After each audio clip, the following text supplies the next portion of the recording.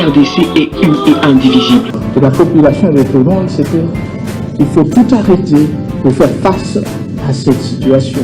Et que nous ferons de cette terre richement bénie un réel havre de paix, de prospérité et de progrès social.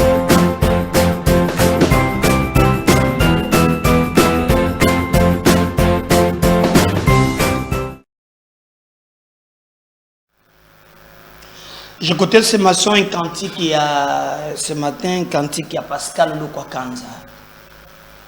Oui, le bonheur, suffit un regard. Donc, bonheur, c'est ça quand on a tongoté, papa, on a tongoté, donner la joie à tous. C'est difficile, mais ça finira par marcher. Quand vous suivez un câble officiel, hein, papa, comme il est banangando. Méchant. Donc, soza, moi, na moi, place na ye. Mais au comment on a cette discipline en date. Chose à laquelle on a vu mon coboy. Général, Neniwan. Kangaba, soda, batu, bape makate. Kende na ndo demande mama kombo li sagenda ko 4 heures. Abandiko fanda na ville nakan 4 heures kombola kanda ku donc so bibili banda baninga ne mi bat yo faut le bonheur je tiens regard oui le bonheur voilà Pascal n'a pas sur mbote na mama mondele place bozaleli to zane sengo mingi. Maman a souri, voilà. Pascal est venu à l'objet. Il y a des jours comme ça, je ne sais pas pourquoi tout va bien. J'ai lancé, même les météos m'ont répondu. Les soleils se lèvent ceux qui chassent ça. J'ai l'envie d'embrasser l'inconnu. Akende kabu pose avec na posa ya baninga bas qui ça y est kaka. Mais baboy na ko seka kei na ye. T'as la mère à ce qui s'appelle. Donc, on appelle ici Pascal, dans un fan de Nayo, je suis des cantiques qui m'inspirent. Je suis même aussi les cantiques Jean Goubal. Jean Goubal. Et même quand vous suivez Reddy, moi, Mouké, Banzembo, il y a comme ça, la dépense, c'était quoi, on a pas conseil. Voilà. Moi, il y a Bino, il y a Bano, vieux Moukolo, Moubimba, Jip na Makolo. Il faut éduquer. Tu connais ma solo bande konangai abe chole a changé maloba. Alobi na ye makambo boloba ki o ndenge zambo sengeli ba ko isa encourager telema azwa coup d'état le maloba zaki de déplacer na contexte. Donc, ils ont déplacé dans le contexte. Le communiqué officiel. Très cher responsable des ligues des jeunes, des partis politiques membres de l'Union sacrée de la nation, et très cher responsable des structures des jeunes qui soutient le président de la République au regard du congrès extraordinaire qui se tiendra le 1er octobre 2023 pour investir les chefs de l'État comme candidats de notre méga plateforme, la Ligue des jeunes de l'Union sacrée de la nation vous invite à prendre part à une réunion stratégique ce vendredi 29 au siège provisoire sur l'avenue au commandement. Alors, pour comprendre petit Ligue des jeunes, on va voir ça. Alors, Didier Martin, un vrai combo Martin Fayolo, a sali vraiment virement à 90 degrés. C'est-à-dire, Didier Martin, si Maya Kolobaka est la candidate, il y a Kotika liste, et la candidat. Après, à Moni Batou pour Didier Martin, c'est très lié à Mukwege. Mukwege, le biozo, c'est la gada fanda de pas Chibula. Directement, à côté ici, dans le regroupement. nde bomoni député national ola taka basalopete ya selemba onani oya zali na toseko oyo nani Ados Ndombasi ndake na regroupement na ye ya Mukwege ndake je vous avais m'expliqué que non mbongo Mukwege azui eza mbongo euti Belgique l'ancien premier ministre Muto Azanango mais a mimina nzela moko ya un minier pour théa pesaye misolo ndemoni ba aligner ba candidat basali ou bozali komona. Alors Didier Martin a tiré siko ye moko aluka siko moya ko récupérer ezate. Alors ndebo mona ki sorti à salaki où il remercie l'église catholique et les CC Ozolo Kanzela mais est comme très compliqué Ozolo Kanzela mais ça passe. Alors comment oko oluka obimela wapi bitomba tozo bunda pe yango wana na bande konabiso. Donc nous pensons que ce qu'il faut faire c'est de mobiliser. Alors si maya ko la déclaration que à côté ka candidature na yete alors yé aye ko lo bao église catholique et sengié SCCP ba sengié il a compris demande wana et il est en train d'envisager comment à koki ko tala likambo wana na ndenge mususu. Alors biso tolobi OK bo potana bon ba epenge na bomoni atindi bana na zambi tala data bino moko ba petit oyo baza sur 3 ou 4 nano bomona théâtre te na goyo ka peso chana suba to yoga nani boyo ka toileta film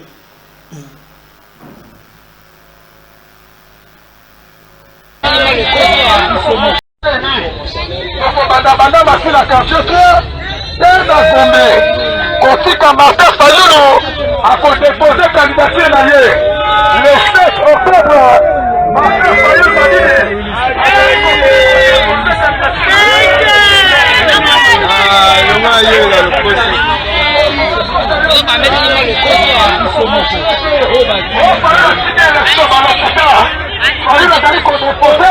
candidature na ye le 7 octobre kotika la nanda kote tokolaka pembe samedi le 7 octobre tokokende kotika le commandant du peuple Martin Fayulu akodepose candidature na ye le 7 octobre.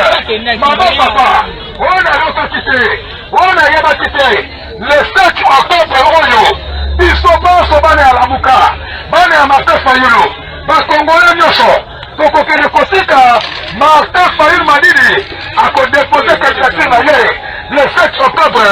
Fayulu azali kodepose candidature na ye kotika na menda kote tokolaka pembe le 7 octobre ekozala samedi. Maman papa biso nyonso na seni kotika leader le commandant du peuple être akodepose candidature na ye na seni. Fayulu Madini azali kokende kodepose candidature na ye na niveau ya seni ofayula kopostulete lokuta emokolo tonga ezali nde Martin Fayulu moto akosa yo te moto alengisa yo te le 7 octobre oyo biso nyonso na seni kotika mwana mboka Martin Fayulu Madini azali kodepose candidature na ye ona yokaki te ona yebaki te le 7 octobre eza ya kobeba bakokise kristo bamama mbotela biso banda basila kanchete tena Gombe kotika Martin Fayulu akodepose candidature na ye le 7 octobre. Martin Fayulu Madini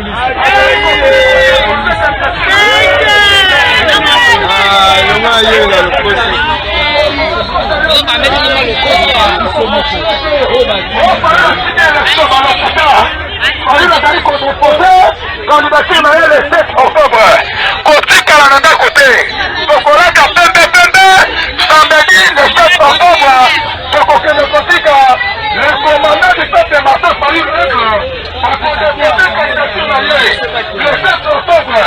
Maman papa on a yokaki te on a yebaki te le 7 octobre oyo biso bonso nalobi siko boyoki Botala binomoko théâtre zana moko. Donc Martin n'a pas pu capitaliser les bako ya beta qui na zélo. Pour Martin Fayoulou, si vous regardez Banini, député provincial, député national, le miracle il y a l'histoire, qui a Djembe Libemba, il est devenu ce qu'il est devenu. Mais au lieu de capitaliser, il voulait se mesurer na Tshisekedi. Mais Tshisekedi, ils arrivent à décision, ils ont marqué dans la durée. Si lui, abandi ko tinda batu d'une manière isolée, boyoki ba jeune wana, bomone ba musuba kenda ki liboso ya siège ya Faden, kotanga memo, ya azu ya betu bobogo na yoki makabu. C'est ainsi que mais l'individu ka kende kotika pour pression azanango na ba epenge na ba mayenge na ba ma Chantal bisonde bazoba na yo ya biso carrière au sacrifié. Maintenant quand ça c'est ce qu'on appelle l'égoïsme politique, et un leader doit être constant. Et voilà les conséquences aujourd'hui. Binomoko bon moni maintenant dans quelles conditions Oyo ya zali ko se retrouver. Et nous pensons que ce n'est pas, c'est pas normal. Atamukete, c'est pas normal. Komona bato makambu bazo sal. Martin Fayoulou a kokite alors que na ebisa kibino ke na ebandeli. Le problème de Martin, c'est la lecture na musikate. Bazalaki ensemble. Avant bakende na Lubumbashi, Mukwege a se retiré. Avant de Lubumbashi, Mukwege a se retiré. Ba se déplacer bangu ngola bana mike ba keiko. Mituka banini loge tout katumbi. Après ba zone katumbi a rejoindre Bangwa.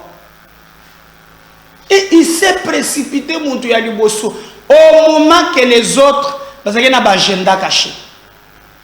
Comment on peut koloba publiquement que Ozana yo candidate? Ceux qui n'ont pas fiché wana ba audité te ndenge au sengi catholique. Et après sima ya koloba baninga nyonso ba fandi yao. Oh ya LGD ya chemise à pembe, ana problème na cour constitutionnelle. Pour kende kotika candidature zoto kono yebo kwa tamboli atiki pona ko samba ka malade ute bukiye na miku muntu moko wana agenda ki na cour muntu ali boso zo seka atiki. Mais quand il s'agit de ko samba pona na ye malade la muki donc elembisi akota kota yeyo awa elongeza ko belate. Mais tant que nous avons samba na kuro na zobela na sali diarete nde bazuzi balobi na ye balobi en tout cas okeba parce que nous sommes le premier candidat à venir déposer sa candidature pour l'élection présidentielle et nous pensons que c'était de notre devoir de pouvoir respecter les convictions profondes de la population congolaise qui nous ont demandé de déposer notre candidature à l'élection présidentielle. Mais telle est aussi la volonté des membres de mon parti, les LGD. Comme vous le savez, c'est une décision du Congrès, un congrès du parti LGD, pour pouvoir déposer cette candidature. Donc j'ai été choisi par mon parti comme candidat unique pour l'élection présidentielle. Mais c'est aussi la volonté de la population congolaise et je me réjouis d'être le premier à avoir déposé ma candidature. Et, vous le savez, moi je n'ai pas beaucoup de promesses à faire parce que, ayant été Premier ministre, chef du gouvernement, j'ai fait beaucoup de choses qui restent dans la mémoire des Congolais. J'ai stabilisé les cadres macroéconomiques, vous le savez. Le taux d'échange est resté stable pendant près de 7 ans, aux environs de 900 francs congolais le dollar américain. Vous le savez, les taux d'échange impactent la vie des Congolais. Les taux d'échange affectent le panier de la ménagère. Les prix sont restés stables pour les denrées alimentaires. Vous le savez très bien. On a payé les salaires régulièrement. C'était payé le 15. Voilà. Oyo alobi, candidat oyo maladi eza makasi, akoko samba na yete, ba zuzi pe balobi, ya mbala ya suka, ya maladi ka ya suka oyo. Soki a yete, ata sali jare ya ndenge nini, bango bako sambisa ye, omoni kamuleta. As alobi penza, donc, likambo eza awa, ezali soki matata yete, ya mbaloyo, bango bako tranche makambo. Donc ayeba ke, pona kokende candidature, là, aza en bonne santé, mais ceux qui babengi akopesa makambo ya bazuzi o, nasali diare. Alors balobi ya mbaloyo ata eza ndenge nini, mais là le Prade, yako samba. Yako samba. Alors, Didi Martin, yepe alobi o, ayoki église catholique, ayoki SSC. Azobunda na biso Martin Fayulu akoyate. Akoyate nzele zate. Didi Martin, akoyate bukomona. Azoluka. Tinda bana wana na nzela, ba musuba yokotanga liboso epai na ye, ba mususu. Ete baniko mengile bako sotele ye. Bako sotele ye pe ya bien. Donc biso au sacrifier nos ambitions. Hein? Maintenant yo pona tour na yo ndo ya. Bana kanda ko sakanate.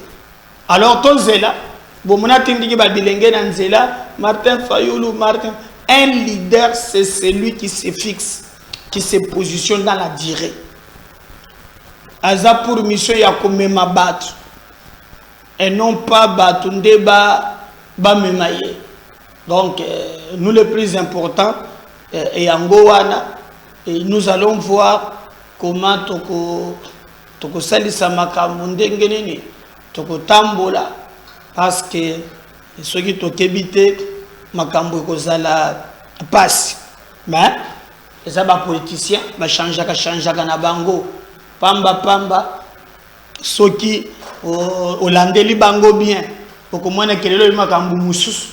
Alors ba ope baza ba fanatique na bango basi ba mesani akoloba na ye likambo lelo lobi a changé, mais je pense que si Martin a évité carrière na ejo selela na ba propos ba contradiction oyo akanga ka motema neto ba 2028 on a senga likolo na ye wana ti akoya pe papa on a jeune 5 ans baba taille longina no dans 5 ans et vous allez bien il me mona ndeni on a jeune non ba tiene pele pera o melaki hein ya zanan te 5 ans vous allez longue ça va so tu là pour 5 pour qui tamuke mais zanan makasi anzo to ezali via tiene tiba 80 combien ça que kaka bon vieux passe maintenant dans la durée vieux la ba contradiction te ya boyina boy via bete biso mboji to la pongia ba bébé o basi bazoka ngamwana oyo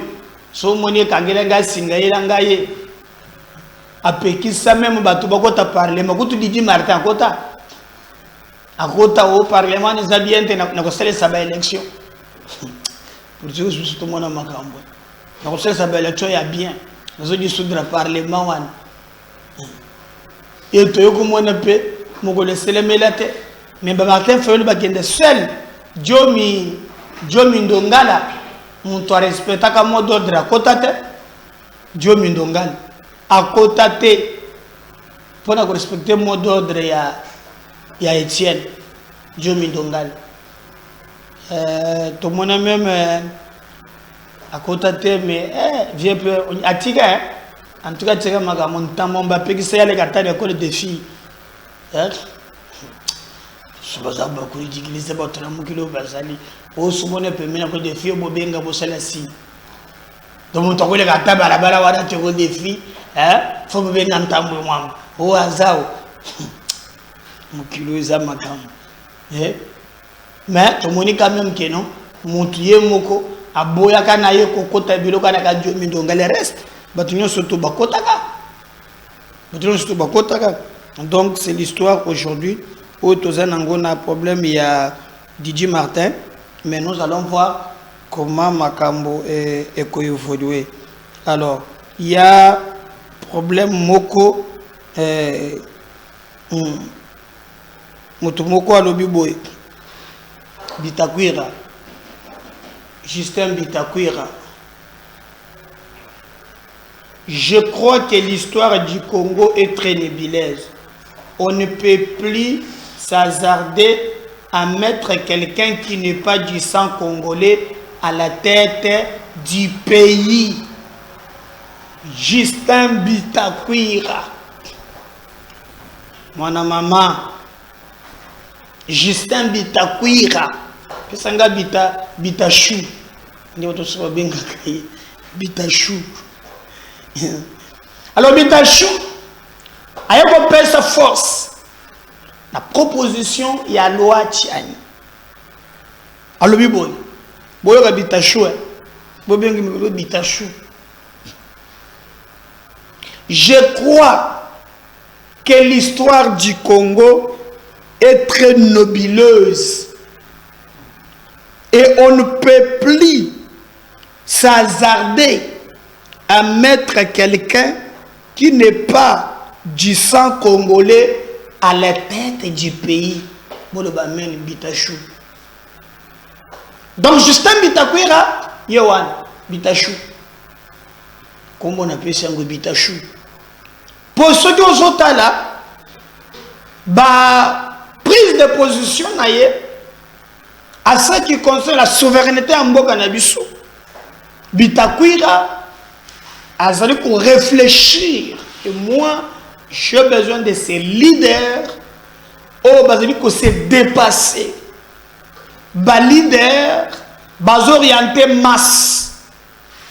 Na matali otombwa mayambo kanabiso.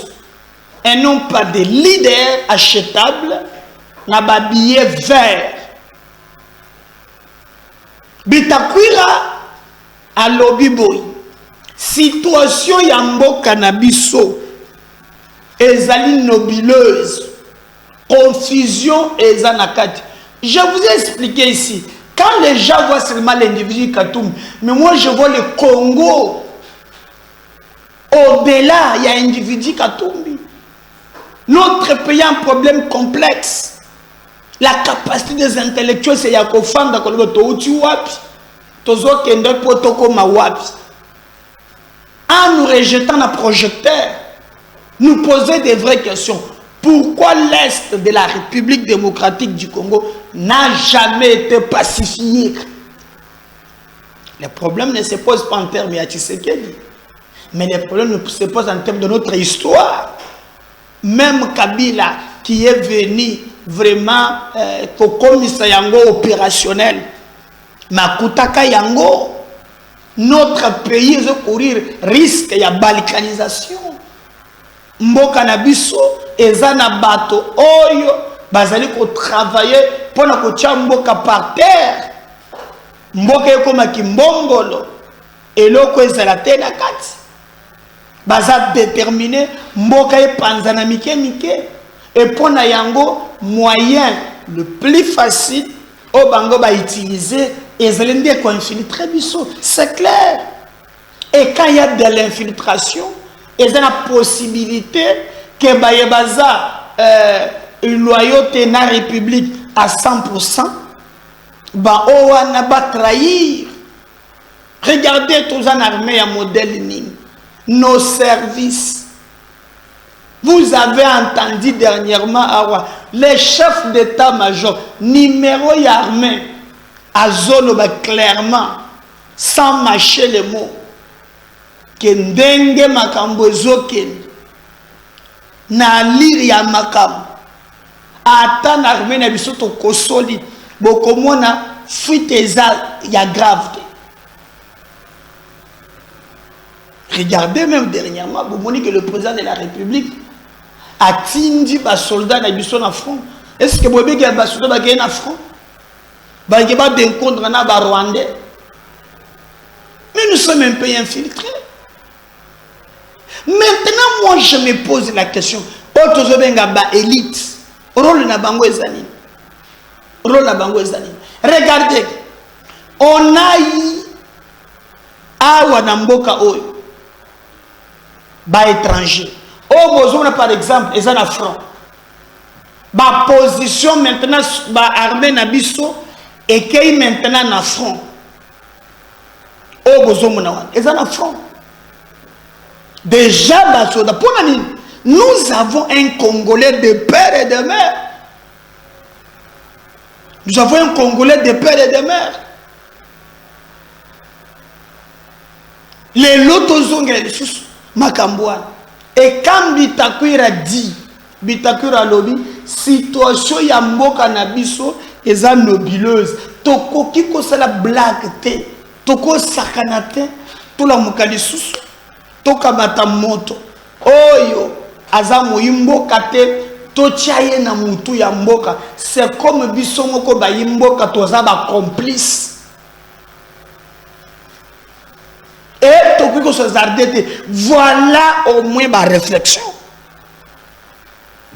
Et moi, je l'avais si bien dit ici, que nous ne devons pas ici, Namboka Nabiso, que Sakanate Namboka Namboka, que Sakanate Namboka na blague Kagaboy. Donc, même les députés dans le Parlement, hier, ils rôle na bango. Non, non, nous devons ici nous battre.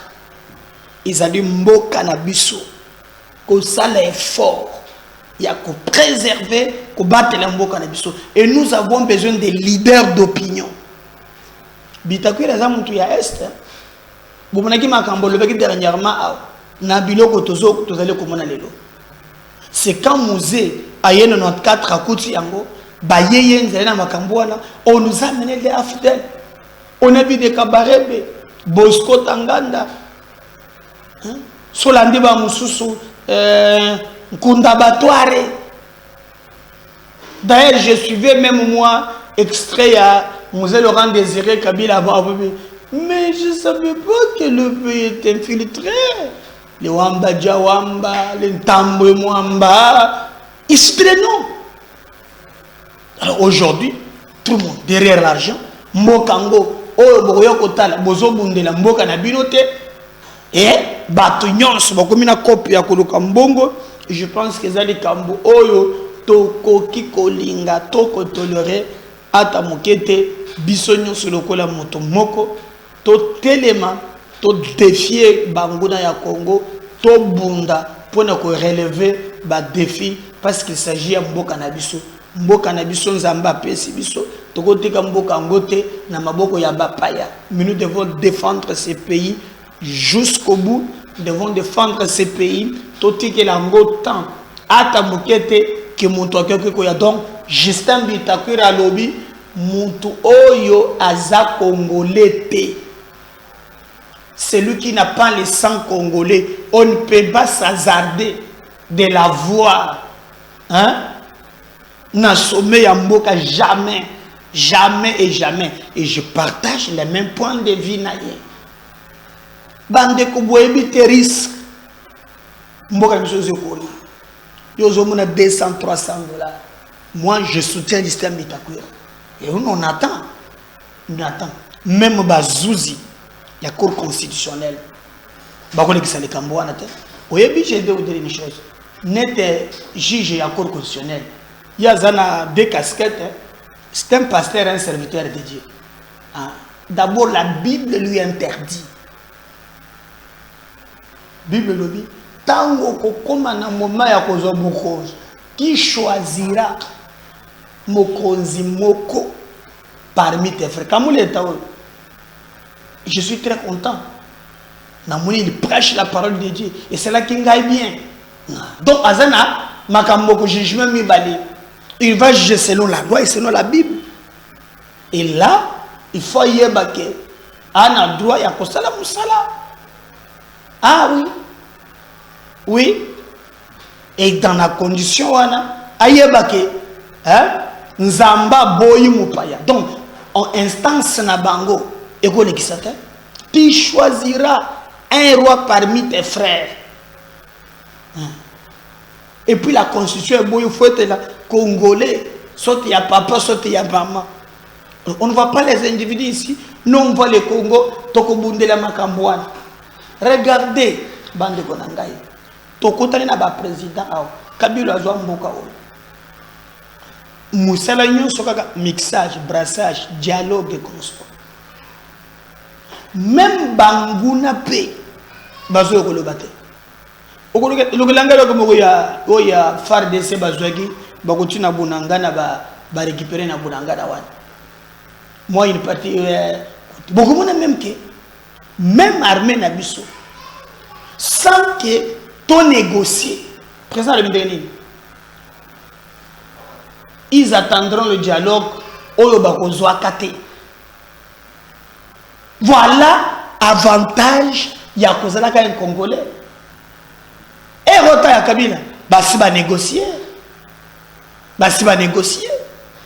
Basi ba négocier. Ba kotisi ba Rwandais wana na armée. Et Rota basi ba négocier. Mais pour avoir un Congolais, ba boya lobi jamais pas question. Bochaki te. Obunagana obu. Bomona kangote. Bitakuira za na raison et munga na zo pesa raison. Regardez par exemple makambo ya côté même 23 bazalaki, botala ce qui se fait. On revient juste après. Jadis théâtre des affrontements, la cité de Mouchaki en territoire de Massissi est sous contrôle des FARDC. Cette effectivité a été constatée ce vendredi 22 septembre 2023 par le commandant des opérations et gouverneur militaire ad intérim du Nord Kivu. Le général-major Peter Chirimwami Nkuba a réitéré le message du chef de l'État, Félix-Antoine Tshisekedi Tshilombo, à la population de la contrée, celle de compassion et de réconfort, ainsi qu'encourager les forces loyalistes et les unités burundaises qui appuient l'armée congolaise. Il a indiqué que pas question de dialoguer avec l'ennemi comme l'a annoncé le chef de l'État à la session des Nations Unies. Chaque, comme on l'a dit, c'est un théâtre d'opération, mais avec l'impulsion du chef de l'État commandant suprême, il a donné des instructions claires pour que l'armée puisse petit à petit sécuriser sa population. Par rapport aux inquiétudes de la population qui est encore sous la zone occupée, le message du chef de l'État est clair. Il n'y aura pas de négociation. Ceux qui sont dans les rangs de l'ennemi et qui estiment qu'ils sont des Congolais, le chef de l'État leur avait tendu la main, qu'ils reviennent, qu'ils aillent dans les cantonnements pour suivre le processus de PDDRC. Et ceux qui sont des étrangers, qui rentrent chez eux, parce que ce n'est pas eux qui viendront faire la paix entre les Congolais. La population de Mouchaki n'a pas hésité d'exprimer son sentiment de joie avec le retour de l'armée régulière. Elle a émis le vœu de voir la police nationale congolaise s'implanter de nouveau dans ce groupement Mfuni Matanda, mais aussi que le gouvernement lui vienne en aide, car meurtri par la guerre. Suivez Fikiri Mwishuko, Antoine, chef du dit groupement, en parlait. Baba mzazi, tunakufurahia sana ujio wayo kusema ukuangalia watoto yako. Tumesha kuona FARDC umeituma, tumeiona hapa Matanda na Matanda kwa mimi ikala ku chef ya groupement. Nimeona nyingine force nyiko pale kwa bataillon yenye kutoka mu regiment ya Masisi kwa Colonel Tokolonga. Hao tulikuwa tunahitaji vile vile tupate na PNC. Nayo isogelee population wakati wanakuwa na shinda zipane malalamiko yako PNC kashindwa isajene na FARDC nyiko hapa yenyewe tupatia. tunakushukuru na tunapigia asante papa. Signalons que le gouverneur ad interim et commandant des opérations au Nord Kivu, le général-major Peter Chirimwami Nkuba, était accompagné de tous les commandants des unités de son entité. Jadis théâtre des affrontements, la cité de Mushaki en territoire de Massissi est sous contrôle des FARDC. Cette effectivité a été constatée ce vendredi 22 septembre 2023 par le commandant des opérations et gouverneur militaire ad interim du Nord Kivu. Le général-major Peter Chirimwami Nkuba a réitéré le message du chef de l'État, Félix-Antoine Tshisekedi Tshilombo, à la population de la contrée, celle de compassion et de réconfort, ainsi qu'encourager les forces loyalistes et les unités burundaises qui appuient l'armée congolaise. Il a indiqué que pas question de dialoguer avec l'ennemi comme l'a annoncé le chef de l'État à la session des Nations. Voilà. J'espère que Bolandi, c'est les lots commis qu'on récupère. Bisika ba M23 bazali na mapinga na biso sans que tokende na dialogue. J'aime même écouter Jean-Claude Katende. Mais quand même, à sali déclaration à lobby, il soutient position du président de la République de ne pas négocier na Rwandais. Pour te très bien que nakati ya Rwandais ou nakati ya M23 eza Rwandais de bazakon. Wano koyoka bapaya baza ba condamner jamais ni ba féliciter jamais. Au moment de récupérer non balobakate. Zelaka kamuntu na bango Kagame apoussa na muke ba alerter partout. C'est ça l'avantage d'avoir un Congolais au sommet Yamboka. Bon partager message ya Noël Tchani. Noël Tchani. Boy makambo Noël Tchani lobaki. On vient revenir juste après. Candidat à la présidence de la République en 2018, ancien directeur résident de la Banque mondiale à Washington, économiste international et initiateur de la proposition de loi Tchani de père et des mères. Bonsoir, monsieur le professeur. Bonsoir, merci de me recevoir à la RTNC. Monsieur le professeur, la rentrée parlementaire, c'est déjà pour le 15 septembre prochain. Que pouvez-vous attendre de cette session parlementaire compte tenu de votre loi de père et des mères? Oui, de cette session qui va commencer le 15 septembre 2023, le peuple congolais attend que la proposition de loi Tchani de père et des mères soit alignée pour débat et vote par les députés nationaux. Pourquoi? Parce que tout le monde le sait très bien, notre pays est infiltré à tous les échelons des institutions de la République. Comment est-ce que nous pouvons combattre l'infiltration? C'est à partir donc de lois comme celle que nous avons proposée. Par conséquent, c'est une question qui est prioritaire, qui doit être inscrite sur l'agenda de l'Assemblée nationale pendant cette session de septembre 2023. Justement, en parlant de cette loi, les gens pensent que votre loi tombe en ce moment afin d'exclure certains candidats à la présidentielle. Qu'en pensez-vous? Vous savez, ça ce sont des gens peut-être qui n'attachent pas beaucoup d'importance aux questions congolaises. Cette loi, je l'ai proposée en réalité en 2016. J'étais encore à Washington et je travaillais pour la Banque mondiale. Au moment où j'ai envisagé de me présenter comme candidat à la présidence de la République, j'avais fait une affiche de campagne qui disait « Professeur Noël Tchani Mwadianvita, candidat à la présidence de la RDC, 100% congolais et loyal à la RDC ». Je considère que les questions de loyauté sont extrêmement importantes. Ce que je disais par 100% congolais, je l'ai simplement remplacé par des pères et des mères. Et maintenant, les gens se sont réveillés. Par conséquent, la loi, elle est conçue pour être impersonnelle. Nous sommes dans un pays de 107 millions d'habitants. On ne peut pas concevoir des lois pour tenir compte de la situation de chacun de nous dans les 107 millions de Congolais. Nous avons conçu une loi pour protéger la souveraineté nationale, l'intégrité territoriale, réaffirmer l'indépendance de la RDC. Ça n'a rien de personnel par rapport à qui que ce soit. Nous voulons simplement que notre pays se trouve dans de bonnes mains. Oui, si vous avez un message à adresser ici et maintenant, qu'allez-vous dire au téléspectateurs de la RTNC? Je voudrais demander aux députés nationaux, aux sénateurs, de prendre cette proposition de loi au sérieux, d'en débattre lors de la session parlementaire de septembre 2023 et de voter pour que cette loi devienne effective avant les élections de décembre 2023.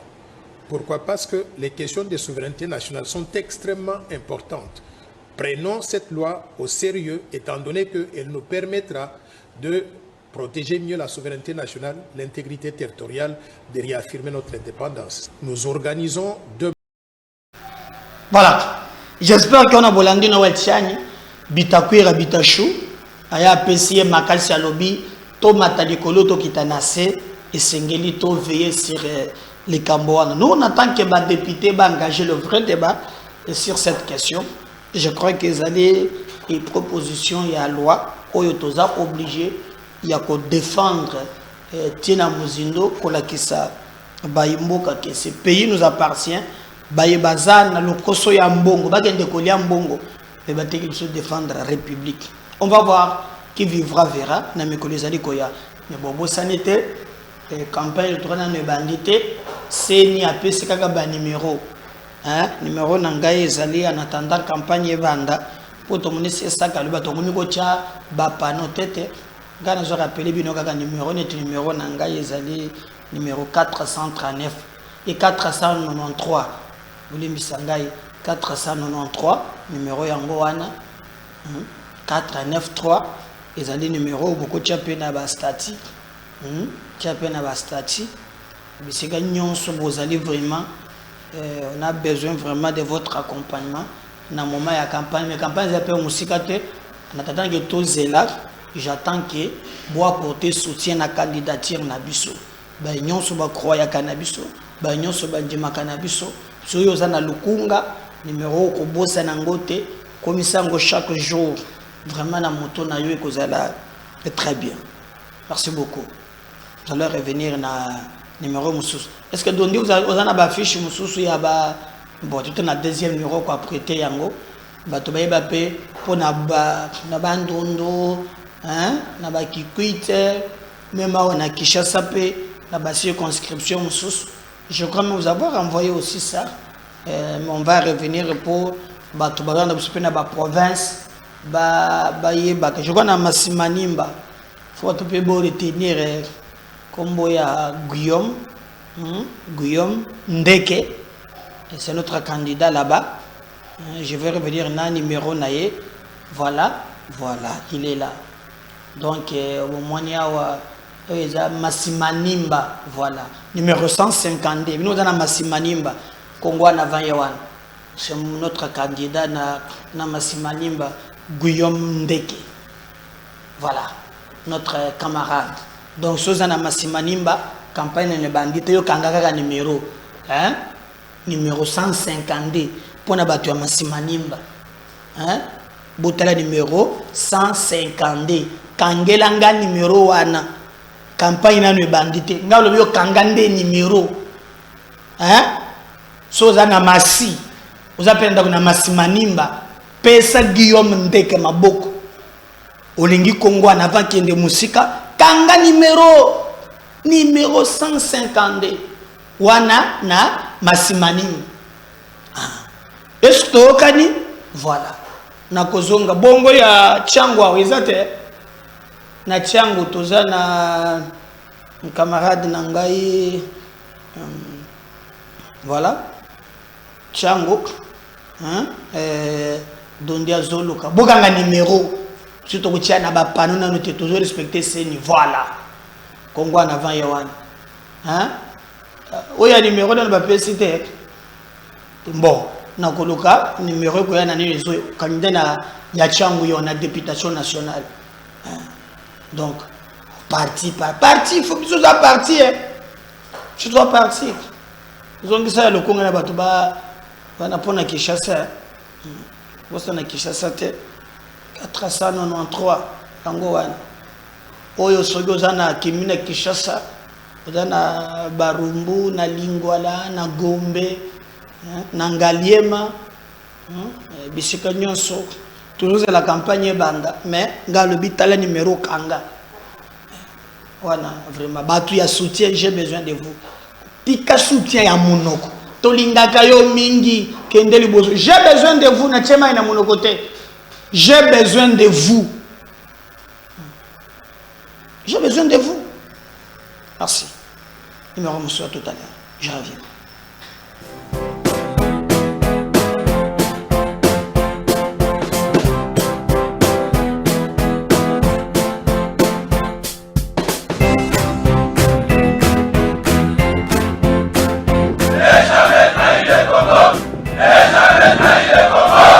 RDC est une et indivisible. De la population et de tout le monde, c'est qu'il faut tout arrêter pour faire face à cette situation. Et que nous ferons de cette terre richement bénie un réel havre de paix, de prospérité et de progrès social.